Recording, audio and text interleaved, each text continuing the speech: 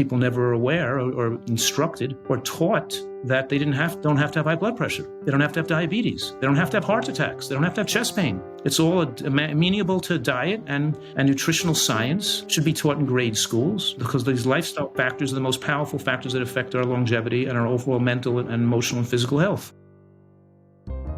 The Rational View is a weekly series hosted by me, Dr. Alan Scott, providing a rational, evidence-based perspective on important societal issues.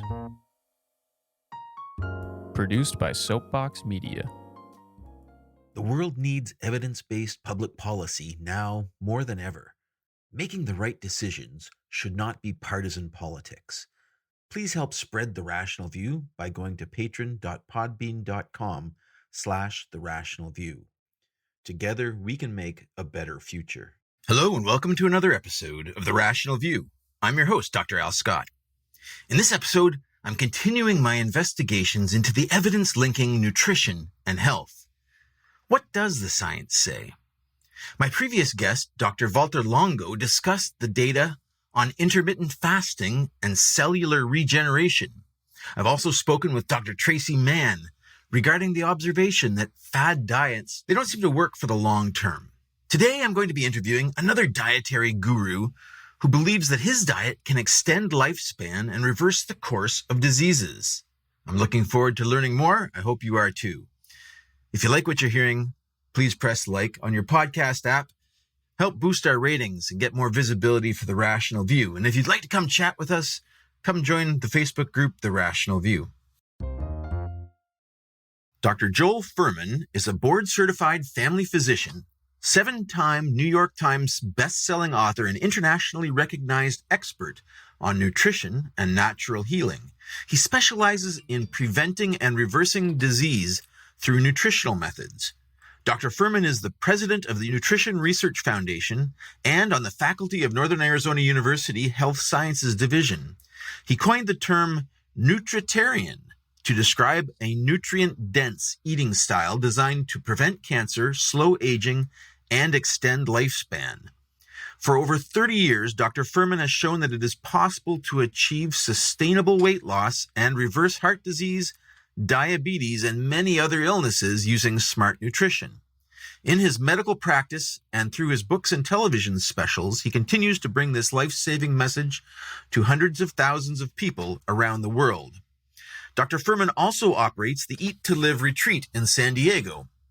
At this residential facility, people from all over the world come to stay for 1 to 3 months to recover from conditions ranging from cardiovascular disease to autoimmune disease, food addiction, and more. They also gain the skills and knowledge to make these changes permanent when they leave the retreat. Dr. Fuhrman, welcome to The Rational View. Hi, great to be here. Looking forward to our talk today. Thank you for coming on the show. So just to get to know you a little bit better, can you tell us a bit about your background, how you got interested in the links between nutrition and health? Yes, so in my youth, I was a competitive figure skater. I was second in the United States in pairs figure skating in 1973 with my sister Gail. And we later on were third in the world in professional pairs skating. Congratulations. That's amazing. Yes, that was like many years ago.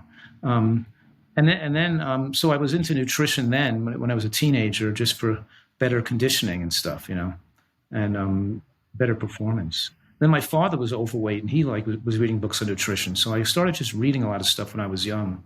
And after I left my career at ice skating, I went into my family's shoe business. My father had 12 shoe stores. But I felt my passion was really in what nutritional excellence could do as a therapeutic modality.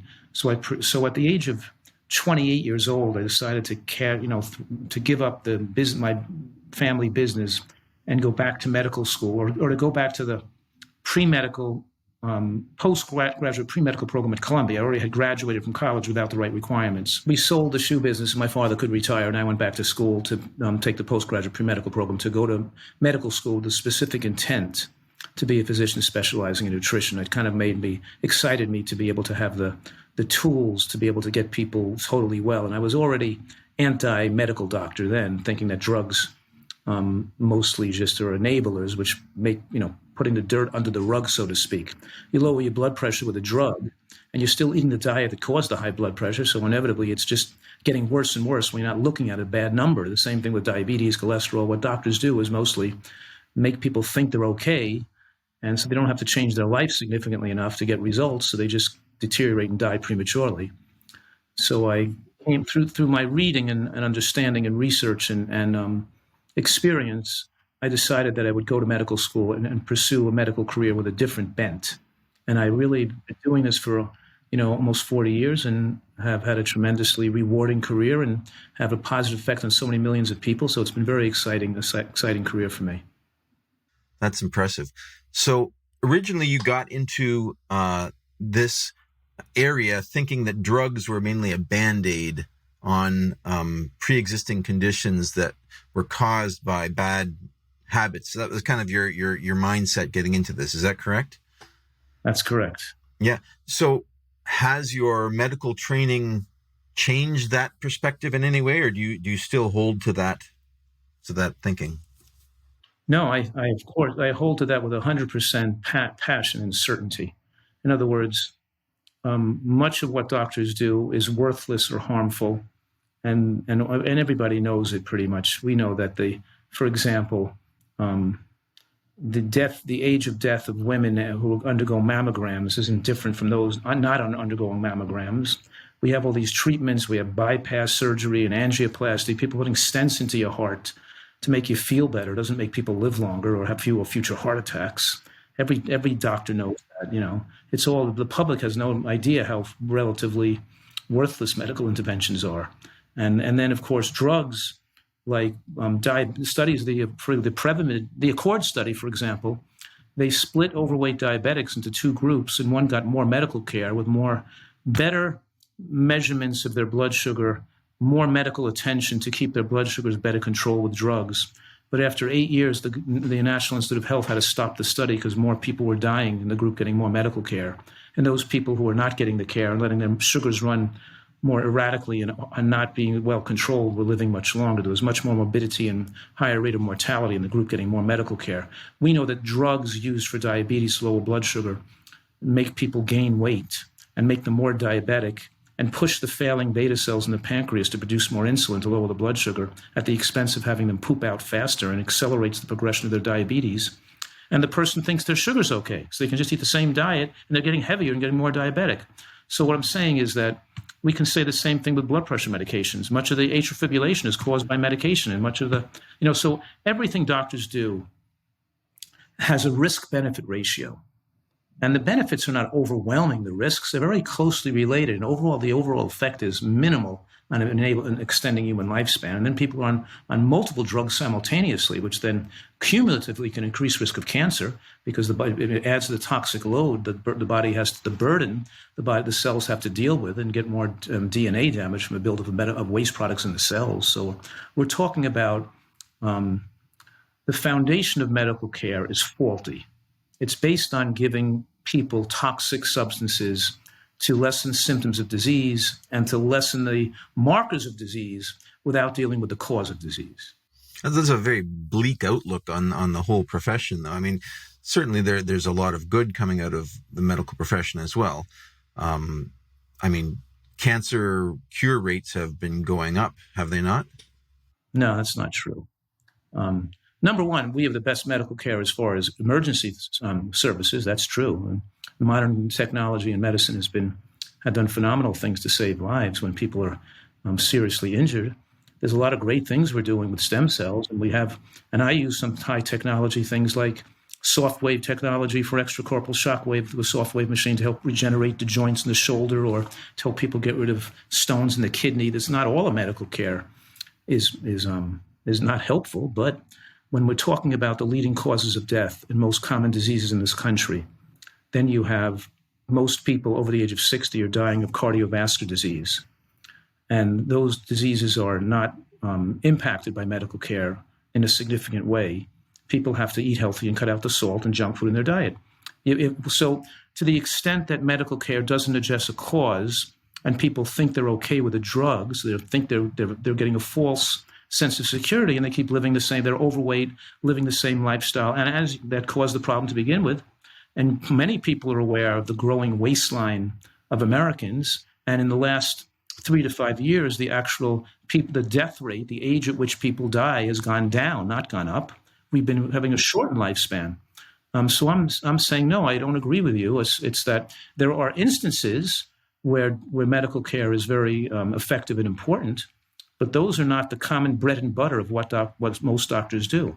What most doctors do is treat dietary-induced illnesses with drugs, which then allows people's conditions to gradually advance, and people never are aware or instructed or taught that they don't have to have high blood pressure. They don't have to have diabetes. They don't have to have heart attacks. They don't have to have chest pain. It's all amenable to diet, and it should be reading, writing, arithmetic, and nutritional science should be taught in grade schools because these lifestyle factors are the most powerful factors that affect our longevity and our overall mental and emotional and physical health. So we're totally confused about this, and we hold medical care on a pedestal that thinking it can do more than it can do. It doesn't, even this idea, like I said earlier about, mammograms saving lives and all these drugs, lives we're saving with blood pressure medication, all this stuff we're doing. Don't forget there are the primitive societies around the world that don't salt their foods. There's no raising blood pressure as people age in those societies. Even children have the same blood pressure as the most elderly members, and those societies have no history of heart disease or strokes. And we treat thousands of people. And the American College of Lifestyle Medicine, representing thousands of doctors who use nutrition as a primary tool to help people get well, have numerous, you could say 1,000 different studies showing how effective this is to demonstrate that people don't have to have heart attacks and strokes.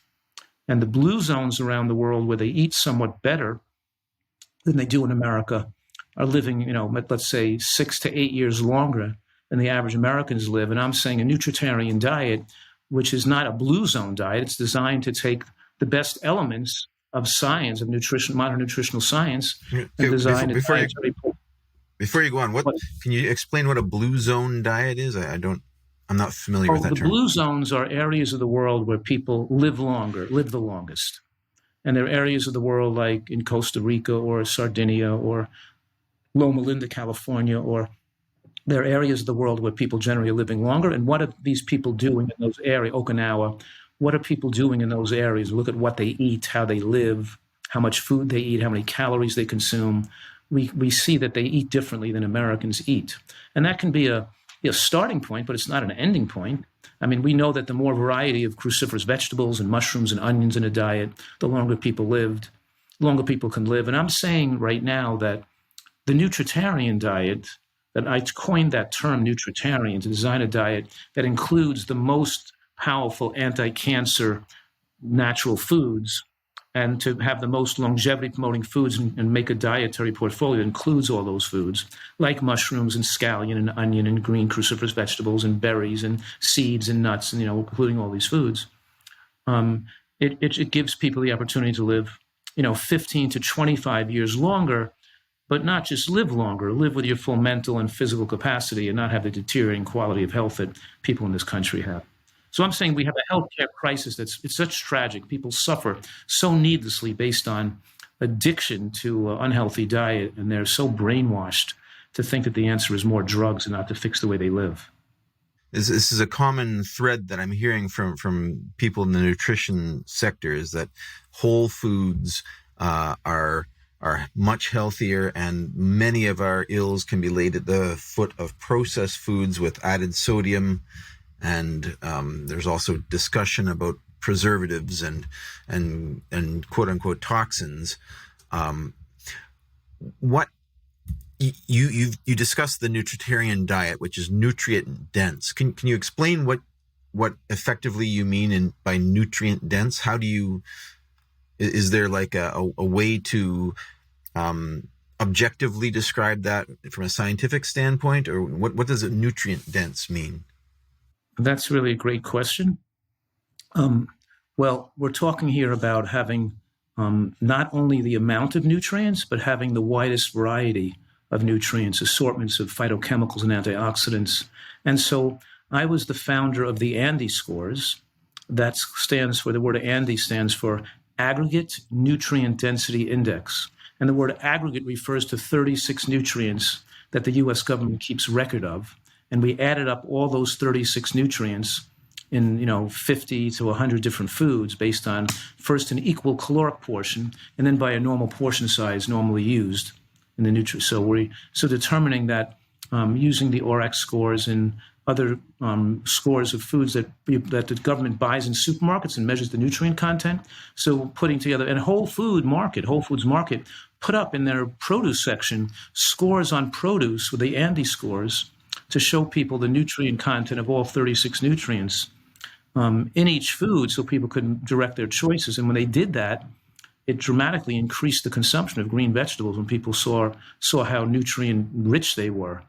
And I'm saying right now that green vegetables have the most consistent and powerful association with the reduction of cancers and heart disease. And we are a green vegetable dependent animal. Without adequate consumption of green vegetables, we can't even have a normal immune system. The interepithelial lymphocytes that guards against infection is either supported or they even atrophy when you don't have substances from green vegetables coming into our digestive tract. And the bacteria that grow in our digestive tract is based on the type of food we eat. If you eat green vegetables and onions and mushrooms and beans, you grow a thick biofilm of gram-positives over your villi that slow the absorption of glucose and can have an effect to support immune system function in the gut. The interepithelial lymphocytes that surround the digestive tract are you could say, defenders of the gates of the castle, the first line of defense of the body. And if you don't eat green vegetables, you can't have a good line of defense, And so, you mentioned the fact that drugs don't work for treatments for mortality because people don't change their habits and are continuing to eat poorly. What's the science behind? What's the scientific support of this? Is there? You mentioned thousands of papers. Is it? I'm not an expert in this field, but if I go searching for mortality and studies on various diseases to find out, the effectiveness of interventions. Is that widely understood in the scientific community? I think in the American College of Lifestyle Medicine is a doctor community that specializes in lifestyle changes of people who get healthy. So I think in that community, you can get board certified as could be an added certification specialty to any kind of medical degree you have. So in that community, people might be more aware of it. But I've written 12 books on the subject, 7 of which have become New York Times bestsellers. So I've sold millions and millions of books. My most recent book, and my most recent book, Eat for Life, which is a New York Times bestseller, by the way, has more than 2,000 scientific references. Congratulations. Yeah. So I had to review about 30,000 studies over the last 20 years. But the 2,000 references that are in Eat for Life, my most recent book, are more updated and more recent. And they're the ones that I think people should be aware of. And so every paragraph in the book is well referenced and well documented to have corroborative evidence. And something has more credence and more ability where you can say this is likely true. I think this is really true. When one study shows something and another study shows the same thing, and another study shows the same thing, and another study shows the same thing, and they're all dealing with different parts of the world with different researchers, with different fundings or not fundings, and they follow people for years until hard endpoints like death or what they die of, and they put the data together, and you say, yeah, in this study, it showed that people who ate nuts and seeds every day, at least an ounce, had a 40% lower risk of cardiovascular death than people not eating nuts and seeds. Let's see if that holds up in other studies. What other studies may show the opposite. No, it holds up in every study in the meta-analysis. Every study on nuts and seeds shows a dramatic reduction of cardiovascular deaths and a lower risk of all-cause mortality when people switch from eating animal fat and oils and try to get more fat from nuts and seeds. It always, in every single study, shows an incredibly powerful increase in lifespan and reducing of both cardiovascular deaths and cancer deaths. I'm just giving that as an example of why you would give one particular position enough credence to believe it's true. Versus I can show you a study that maybe went on for 6 months or a year, which can generate a hypothesis, but it can't lead to a genuine amount of certainty because it's too short, and we looked at a soft, like if I give you a certain something and your blood pressure goes down or your weight goes down, well, you could smoke cigarettes to lose weight. That doesn't mean it's going to make you live longer. Giving you a statin drug that lowers your cholesterol it shows a 6-month study or a couple of years study shows your cholesterol went down, but we don't know for sure that lowering your cholesterol with a drug is going to translate into a longer lifespan. We'd have to follow people those drugs for like 20 years to see that maybe weren't offset by other people dying of cancer who were having lower cholesterols.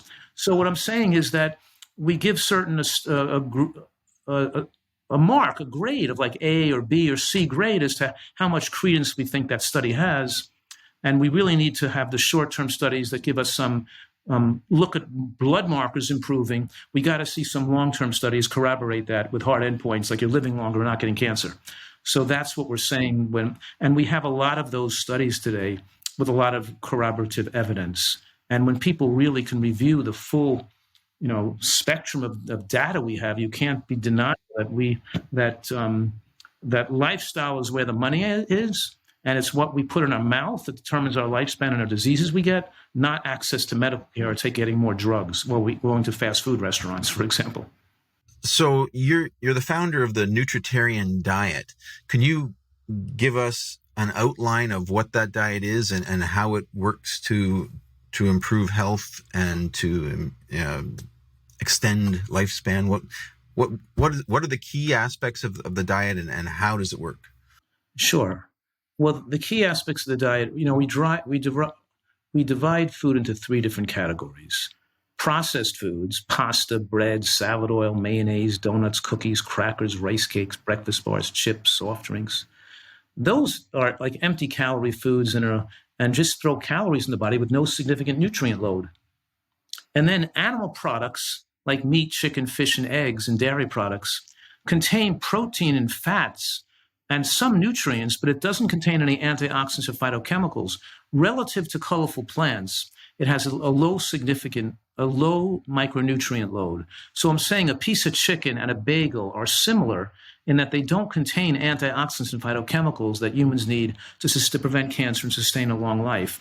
It's the 3rd category of produce that is most linked to long life in the human species. And as a primate, we're a produce-dependent animal. And we're finding out through various studies that the more variety of different types of produce we consume, the more possibility for an extended lifespan. So just living on one food, like a macrobiotic diet, where you're just going to eat rice all day, or you're just going to eat potatoes all day, or just going to eat bananas all day, that's not going to give you the potential to live as long a life compared to a diet that had a lot of different types of food in it. And then we're looking at, if we're looking at different types of plants that that are rich in these nutrients that sustain, build the immune system, protect against cancer and cell damage, then what plants in particular have the most nutrients and the most data in the scientific evidence to slow aging and to give body all these nutrients humans need?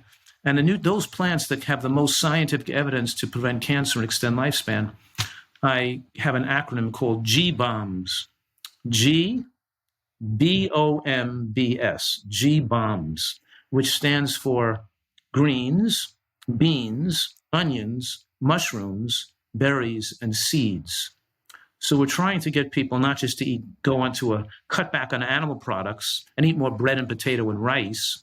We're trying to get them cut back on animal products and eat more greens, beans, onions, mushrooms, berries, and seeds, and because we can go into the science on any one of those foods. I could throw a dart at mushrooms or at flax seeds, and I can give you 10 studies that document how it extends lifespan. For example, a study on flax seeds with women with breast cancer, one that had lignins from the seeds, they had 76% lower rates of breast cancer death, including lignins in their diet compared to those that didn't have lignins in their diet. But I'm just giving that one example. Every one of those foods shows individually has been shown to dramatically have beneficial effects at preventing cancer and even fighting off and helping people live longer who have cancer.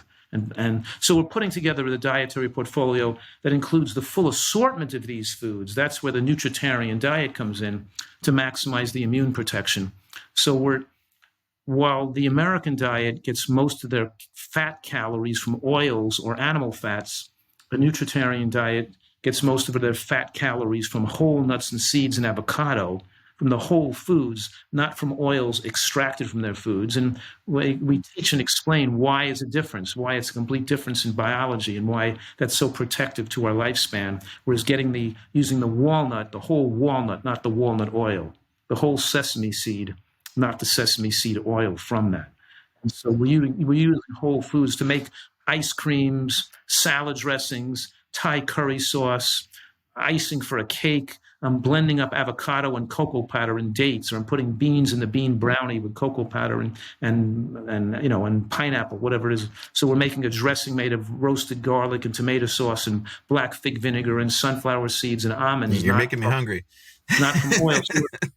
Right, we're mixing up. We're making recipes that use whole foods instead of fractionated foods. If you cut out meats, red meats, fat, like animal fat, you cut out processed foods, you're going to be probably significantly impacting the caloric content of a diet. Is the Nutritarian diet calorie restricted compared to the standard North American diet? Definitely. I always say people live on half of what they eat, and the other half meets the needs of their doctors. In other words, we have the most overweight and sickly society in the history of the human race right now, where actually the average woman is 50 pounds heavier than she was in 1920. Even compared to 1970, the average woman is 30 pounds heavier than they were back then. The same woman eating the same amount of calories or the same amount of exercise was like 30 pounds lighter because of the retention of all these waste products and toxins and poisons and chemicals and microplastics. Is that supported, that's retention of toxins that's causing the difference? You believe that they're eating the same amount of calories now that they're eating in 1970? No. We're definitely eating more calories now than we had in 1970. I'm saying something different. I'm saying in a specific study that took people eating the same amount take women from 1970 and gave them the same amount of calories. They took actually a study which calorically counted how much calories they were eating then in a group of women compared to a group of women today eating the same amount of calories. Meaning the same amount of calories then to the same amount of calories now. This group of women is much heavier today. I'm not saying women as a whole aren't eating more calories. Yes, people are eating more calories today. But I'm saying that when your diet is nutritionally deficient, then you crave more calories. And one of the benefits of a Nutritarian diet, when you eat all the fiber and phytochemicals and antioxidants, when your nutrient levels are so adequate, you don't have withdrawal symptoms, you don't get addictive cravings, and you're satisfied with the right amount of calories. You're more instinctually connected to the calories you need, and you're not driven to try to overeat calories, either to stop fatigue and to stop detox from your bad diet, or to get nutrient-seeking behavior or stimulating behavior to dopamine centers in the brain from overeating too many concentrated calories. In other words, I'm saying there's lots of mechanisms via which the modern diet leads to an unrelenting desire to overeat food, leading to the growing waistlines of humans to an unhealthy state. And that's why diets don't work, because people don't focus on, they can't just willy-nilly cut back on calories. They're too uncomfortable eating less calories.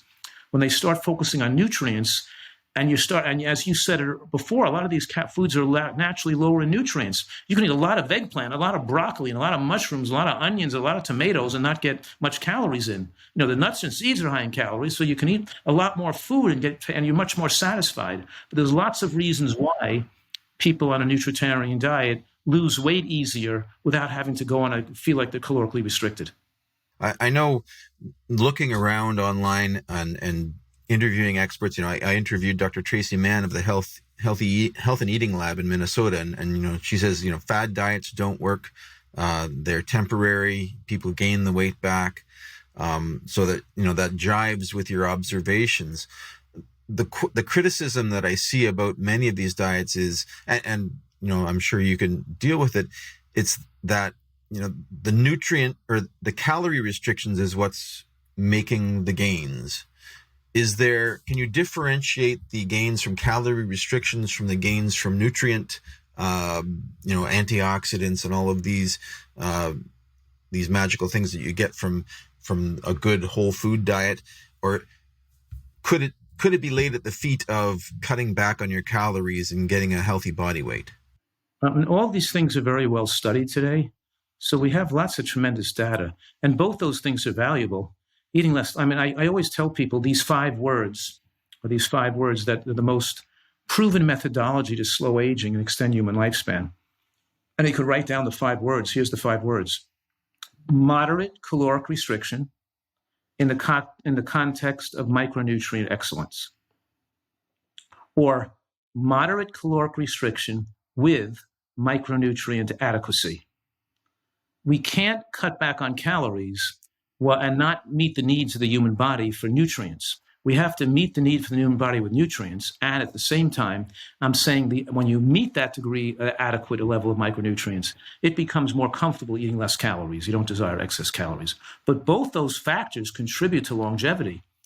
Having a normal body weight and having maximizing lifespan is with a male BMI below 22 and a female BMI below 21 is maximized most. If you're looking at centenarian studies, which we're seeing as a male gets more than 15% of body fat, you see accordingly more shortened lifespan. As a female gets more than 25% body fat, you see shortened lifespan.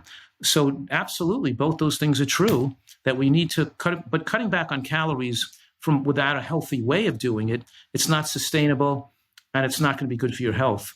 For example, you can smoke cigarettes to eat less calories, but those people don't live longer who smoke cigarettes to get less calories. They're thin too, but they're not living longer. You could snort cocaine to try to get less calories. You can take amphetamines and take drugs to do it. But doing it, people are always looking for some kind of shortcut or, trick nature in some way. But you don't really trick nature. You need to eat healthy foods. Our body is dependent on substances in vegetables. We are a vegetable-dependent animal. If you're not going to eat vegetables, you better live close to a hospital, because I can show you all the mechanisms via with the cell machinery that repairs DNA. The antioxidant response element is fueled by the NRF2 transcription proteins that these are activated by phytochemicals in vegetables. Vegetables and these polyphenols and phenols. We know how the body works. You can't get by without nutrients in the body. You can't just cut back on calories and not eat and live on white bread and live on junk food by induced calories and thinking the hot dog diet. Just eat 3 hot dogs a day. You'll eat less calories. You'll live longer. It's stupid. You're not going to have good health eating just hot dogs to lose weight. Even if you kept your calories low, you have to eat healthy foods.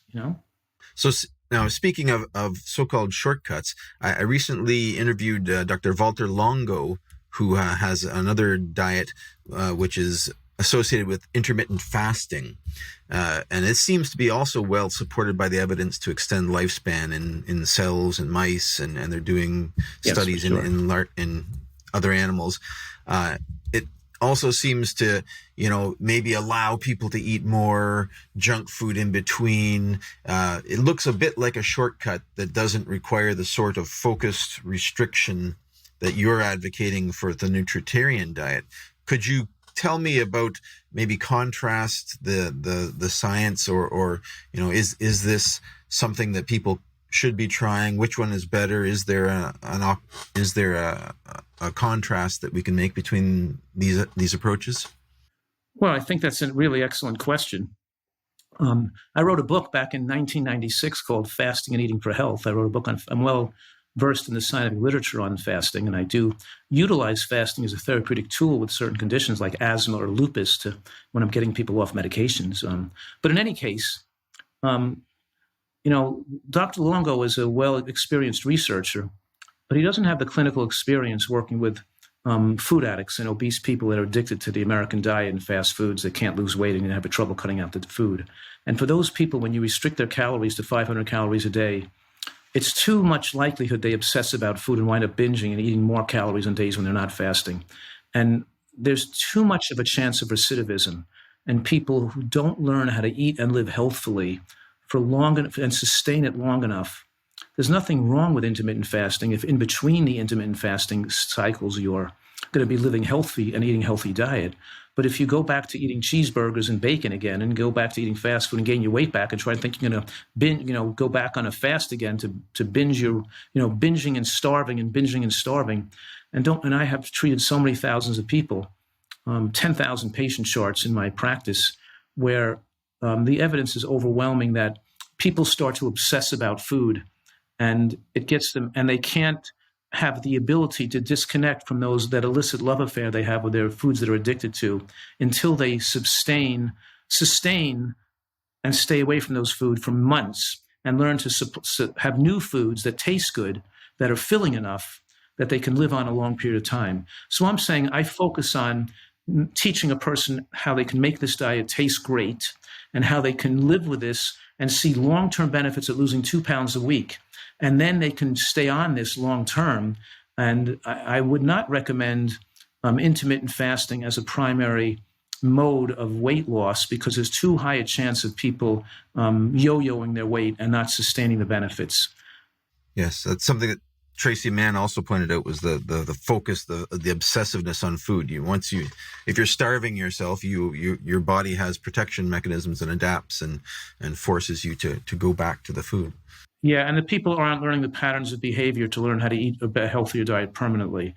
They're just eating healthy when they're doing the intermittent fast. Now, if you did intermittent fasting on top of a healthy diet, then it has beneficial effects. It's just if you're not doing it on top of an unhealthy diet. Let me give you an example on how you can use that to extend your lifespan. Most healing and anti-aging phenomena occurs when we're sleeping. And particularly when we're in the catabolic phase and you're not digesting food while you're sleeping, your body can repair and heal more. So by eating a lighter dinner or an earlier dinner, like finishing eating by 6 o'clock at night, so by the time you go to sleep at 10 o'clock at night, digestion is over. So then now the 8 hours you spend sleeping in the bed, you're not digesting food. Your body can totally rest and detoxify and heal more. That's an example of time-restricted eating or intermittent fasting, which over time definitely has the potential to extend human lifespan. So some of Dr. Longo's work and some of the benefits of intermittent fasting can be generated and sequestered by eating healthily and not overeating and eating earlier in the day. And then if you want to intermittent fast and skip a couple and cut back your calories on a few days, if you're a little bit still, that's fine. But not if you're overweight and you're a food addict, because that's just going to trigger overeating behavior and more yo-yoing. I could do it, but somebody else who's not living consistently on a healthy diet shouldn't be doing it. They should first get the basics down and get the healthy diet consistently, lose 2 pounds a week, get the weight off, and sustain that yourself at a healthy weight to show you can maintain that first before you fool around with something too radical, too extreme. So, I've heard criticisms on diets, and the Nutritarian diet is not one that avoids this criticism, is that any of these calorie restrictive diets are too hard and people can't stay on them. What can you comment on the success rates or what fraction of people that start this are able to continue it? Is it like quitting smoking? I mean, food addiction, smoking addiction, these things are hard addictions to kick. Absolutely. What's the success rate? What can we expect if we decide to try something like this? I think it might help motivate people if they looked at my website and saw like 500 people who've lost tremendous amounts of weight and they describe what happened to them eating this way. And certainly, I'm not saying because it happened to somebody else, it's going to happen to you the same way. Everybody's different. And I'm also not saying that most people following this diet stay with it forever and lose the weight and keep it off permanently. There are lots of people who try to quit smoking and don't quit smoking either. But I'm not designing this for the masses or because it's going to be most popular diet or most accepted by the most people. I'm designing a diet that's going to be the most lifespan promoting and longevity promoting for us health nuts. If you don't want to do it, don't do it. I don't care. We'll get some letting tell you about it. But if you want to do it, do it. If you don't. But however, it happens to become the most successful for people wanting to lose weight and permanently keep it off. Because once they learn all this information, the science of longevity, science and nutritional science in their head, they can't remove it. And when they follow the program for longevity to not have heart attacks and cancers and dementia, it automatically makes them lose weight without being on a diet. Because we're not eating to lose weight per se. We're just eating to the healthiest diet in the world. And then the recipes make it taste great. So it is sustainable. And as far as the percent of people doing it, it depends on who you're training. If you have, in other words, if I have people that are selected out paying me a lot of money to come into my retreat for a month, and they're staying here for 3 months to learn this, then my chance of sustained benefits are really high. If I have a person who heard one lecture, or if the people who are forced to be here because their boss wants them to take this course so they can lose healthcare costs, they're coming to this, they're forced to be here, they're not choosing to be here, they didn't put their own money out, the chance of them doing this long term might only be 20%, not 80%.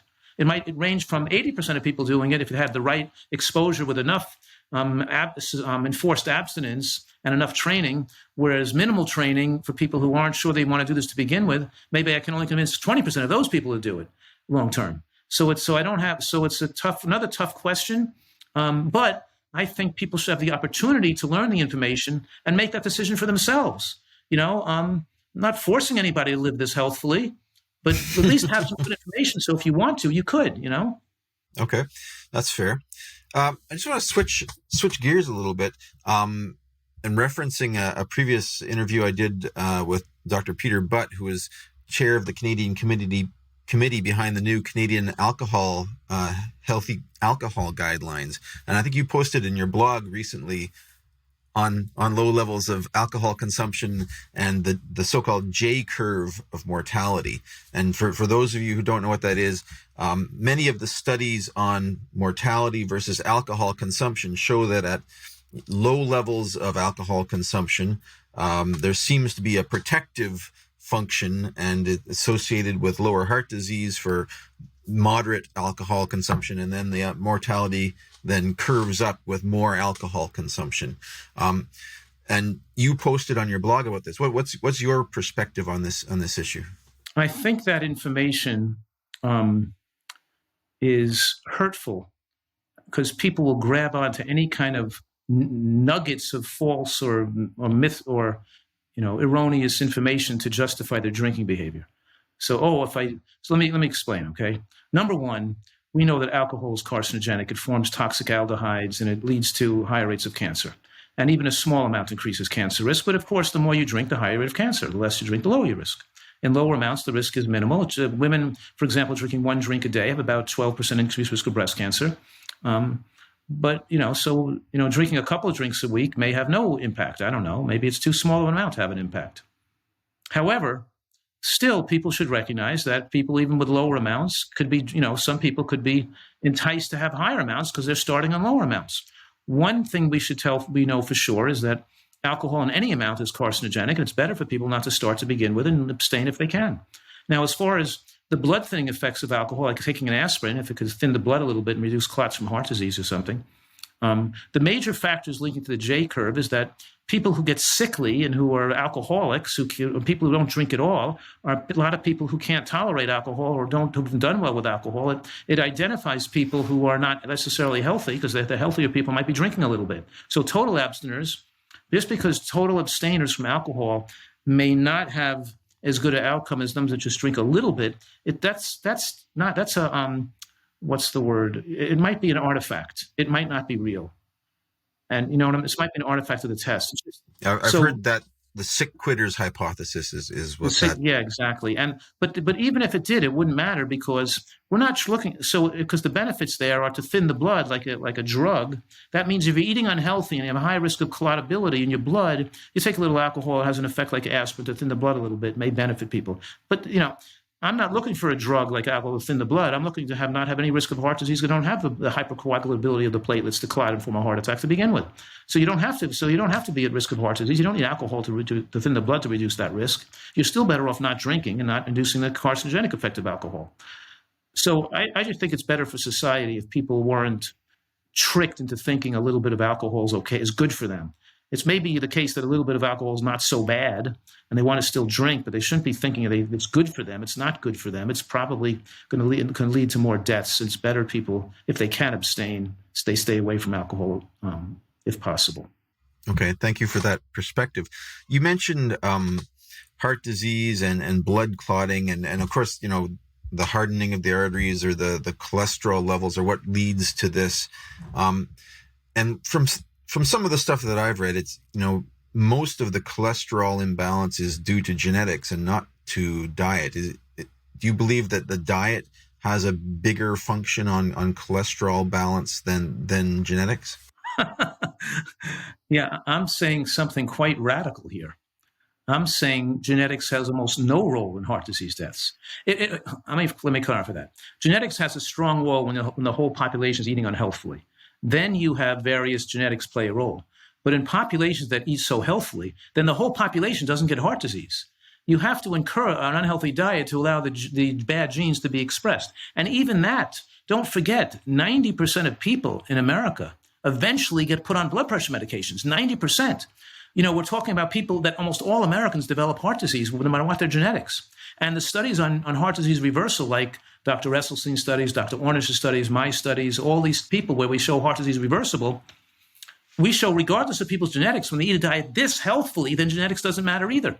So what I'm saying, when you eat a diet in the middle that's somewhat unhealthy, then genetics play more of a role. When you eat a diet so unhealthy, everybody develops heart disease anyway, and you eat a diet so healthy, genetics doesn't matter.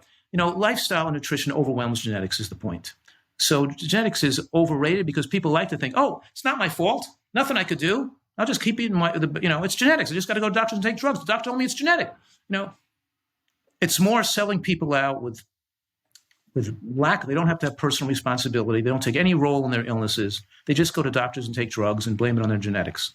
And I'm saying, well, if that was the case, then we wouldn't have all these thousands of people who got their blood pressure back to normal, whose cholesterol came back to normal through what they ate, and whose heart disease and chest pain went away. We have all these people who do this program. Everybody gets better. If it was genetics, we'd only see some people getting better. Almost everybody gets better if they eat right. Do you have scientific data to back that up? Are you publishing your results? Yes, I published that in a 2020 study in the International Journal of Disease Prevention and Reversal with more than 450 people whose blood pressure went down by 26 points who followed this diet for 6 months. So I published about 15 studies on this.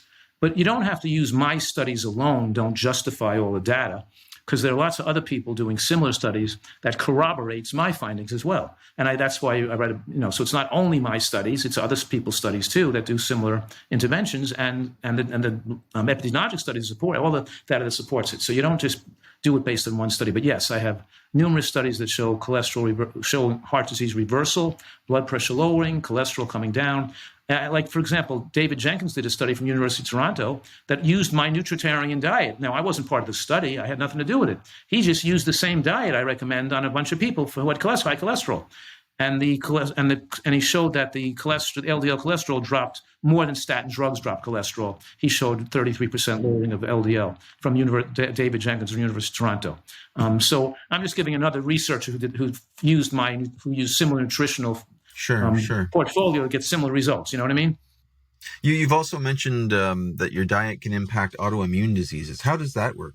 I've published on that as well. But yes, I'm saying that nutritional excellence to slow aging and promote longevity also can be therapeutically effective to reverse disease like autoimmune conditions. So I have people whose psoriasis go away, whose asthma gets better, whose lupus, rheumatoid arthritis, colitis, Sjogren's syndrome, all these diseases get better over time. And when you think about it, people know, for example, Venus Williams, for example, is an example of a person people know who she is. She's a tennis player who left the tennis tour with an autoimmune disease, given drugs, and she couldn't get better, and she had to quit playing tennis. And then she changed her diet, and she started eating super healthfully. And her autoimmune I think she had Sjogren's syndrome and connective tissue disorder, went away, and she went back to playing professional tennis again. So it's a good example, you know what I mean? So it's just one example, but I've published studies and cases, but of course my career has been all these people telling them not to listen to their doctor, don't take these drugs for the rest of their life, and don't assume that this is genetic and you're going to be sick forever, because you can get well. And a lot of these people would eat sawdust if they want to get well. They don't want to take these drugs. The drugs make them feel sick. The drugs increase the risk of cancer. And there's so many people whose doctors won't tell them about this and give them the opportunity to get well. Remember, I had one person who gets well from lupus, right? And she goes back to her doctor, and the doctor says to her, what are you going to eat, carrot sticks and celery the rest of your life? Get out of it. You didn't get well from lupus. It's just a spontaneous remission. The diet had nothing to do with it. It's just luck, whatever it was. Whatever he said to her, she comes back to me, and she's like crying in the office at how mean this guy was to her. And I said, why are you crying? You got better. What do you care what he thinks? Because he's not because he wants to give you the drugs and doesn't like that you went on a natural route. There's all kinds of people that have all kinds of crazy beliefs. You got better. Go live your life and be happy. So you're making claims that this diet is cures disease. It does all these wonderful things, and you're kind of throwing doctors under the bus here. I think there's a lot of very good doctors out there, and most of them are following evidence-based best practice, trying to follow evidence-based best practice. Why aren't doctors prescribing this diet? Well, like I did say earlier, there are, like when I was 30 years ago at the American College of Lifestyle Medicine founding meetings and things, we had 20, 30 doctors there.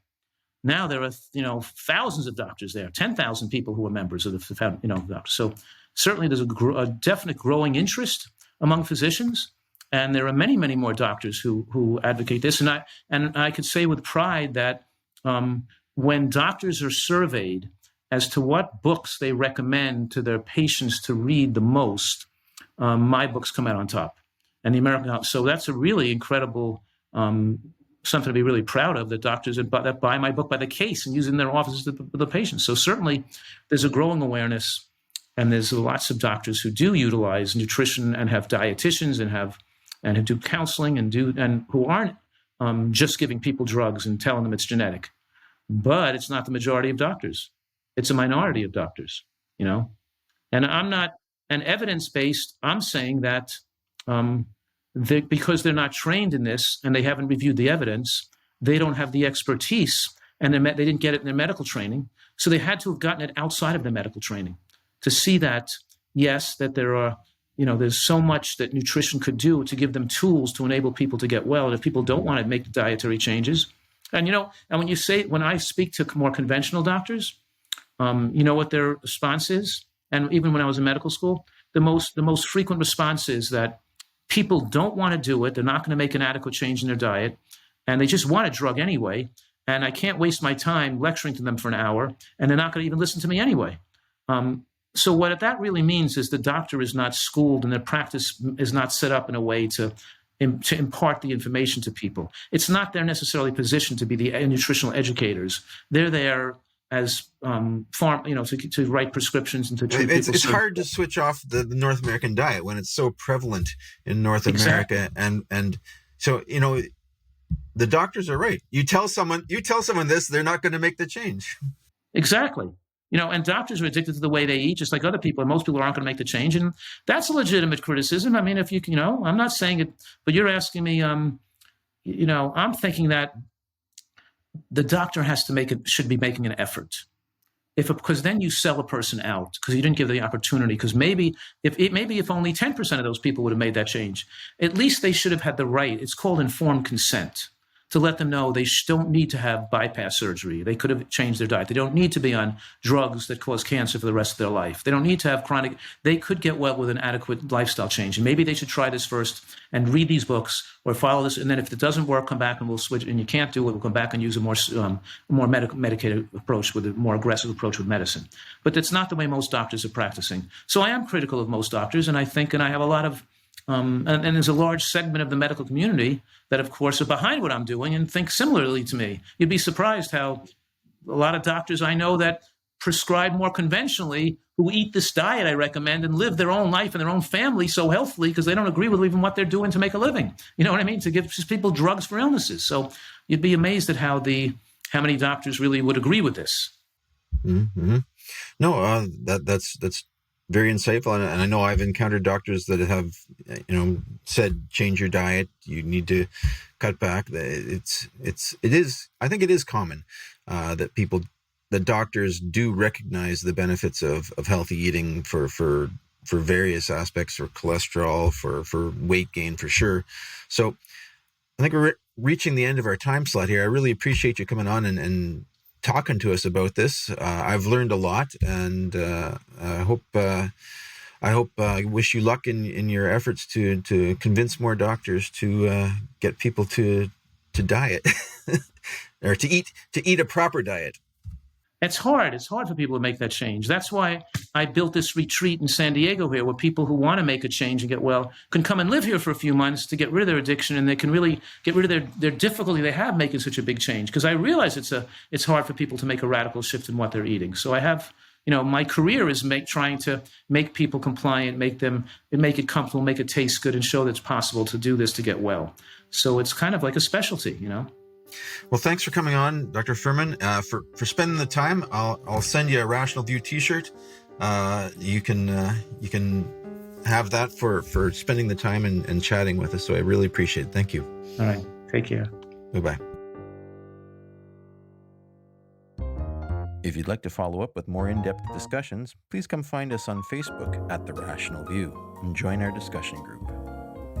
If you like what you're hearing, please consider visiting my Patreon page at patron.podbean.com/therationalview. Thanks for listening.